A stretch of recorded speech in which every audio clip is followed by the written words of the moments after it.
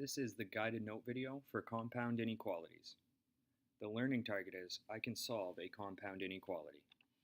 A compound is something made up of two or more separate elements, in this case inequalities. When solving compound inequalities, we will be breaking the given inequality into two separate inequalities. From there we will be solving and graphing just like we have previously. Remember, when solving inequalities, we are graphing all solutions that satisfy our inequality. So before we get started with a couple example problems, there are two types of problems we will face. They are OR problems and AND problems. Okay, so we'll be given a compound inequality and we'll have the word OR written in between, or we'll have the word AND written in between. If we don't have either of those in between, we'll see down below that it's actually an AND problem. So an OR solution means that our solution doesn't need to satisfy both of our inequalities. So we could solve our compound inequality that has an OR in between and just graph whatever the individual solutions may be. Okay, so x doesn't need to satisfy both of those. But for an AND solution means that our inequalities need to have a common solution.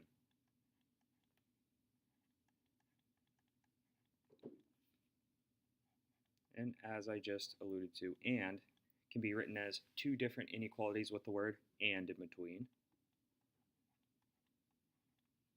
or as one inequality. And down below we'll take a look at an example where we do not have the word AND, we're just given the one inequality.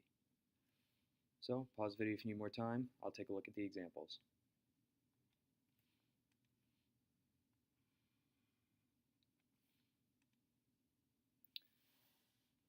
Okay, so let's first start with this OR compound inequality over here. So I've got b minus 1 is greater than 8, or b over 2 is less than or equal to negative 2. So it's clear that I have two separate inequalities here, so I'll rewrite them.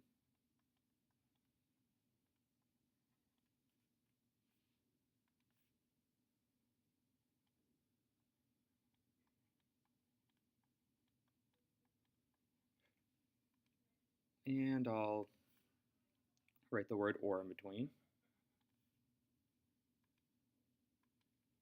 So now I'll solve my inequality on the left. So I've got b minus 1 is greater than 8, so that means I'll add 1 to both sides. When I do that, negative 1 plus 1 cancels. So I'm left with b is greater than 9. So that will be one of the solutions to my inequality. And now for my orange equation, or my equation on the right, I've got b over 2 is less than or equal to negative 2. So to get rid of this 2, I'll multiply by 2 on both sides. 2's cancel. So I'm left with b. My sign stays less than or equal to because I did not multiply by a negative or divide by a negative on that side. And negative 2 times 2 is negative 4.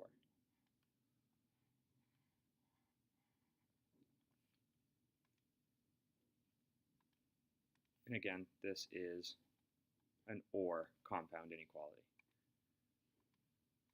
So I'll graph my blue solution. So b is greater than 9. So that means I will have an open circle. Whoops. Open circle at 9. And I will be headed to all the numbers that are greater than 9, because that's what my variable is. And now for my orange, I've got b is less than or equal to negative 4, so I'll go to negative 4. I know it's going to be a solid circle, or closed circle. And all numbers less than or equal to negative 4 are down this way. So that would be my solution.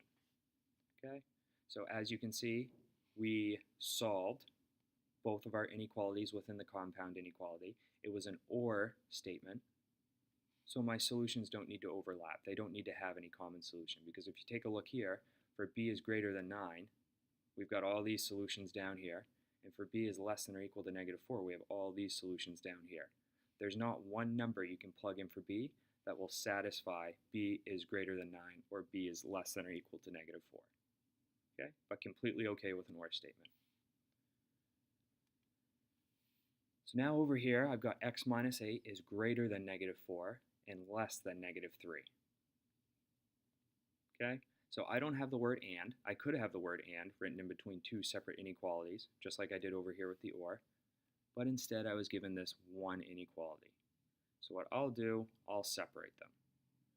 So I've got this blue inequality right here, and I've got this orange inequality right here.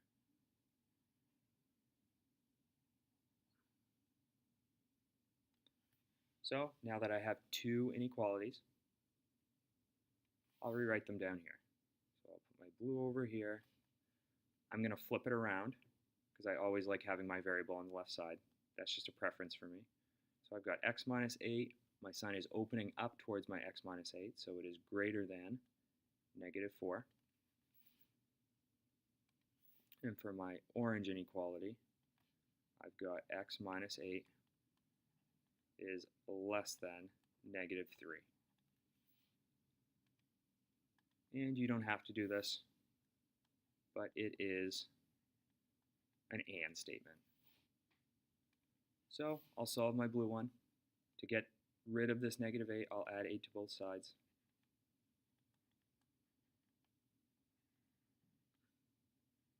When I do that, -8 plus 8 cancels, so I'm left with x is greater than -4 plus 8, which is +4. So that is one solution to this compound inequality. Now, taking a look at my equation on the right, I'll do the same thing. I'll add 8 to both sides. When I do that, -8 plus 8 cancels, so I'm left with x is less than -3 plus 8, which is a +5. Okay? So now I need to graph. Okay? So I'll graph this individual inequality over here, but remember it's an AND statement, so they need to have some common ground. There needs to be a number that I plug in for x over here, and it satisfies both of them. Okay? So for x is greater than 4, I'll go to 4, and I know just judging by my sign, it'll be an open circle, and it will be headed to all the numbers greater than 4. And for my right equation, or my orange equation, I have x is less than 5. So I know I'm going to have an open circle at 5. And it will be going in the direction of all the numbers less than 5. So that leaves my solution to be this little area right in between. Okay, so for AND equations, or AND compound inequalities, all our solutions are kind of going to look like a dumbbell here, if you will. Okay, so now I know, judging based on this compound inequality, all numbers greater than 4 or less than 5 could be 4.5, could be 4.2, 4.75, any amount of numbers in between 4 and 5. So at this point, I would move on to the example video for solving compound inequalities.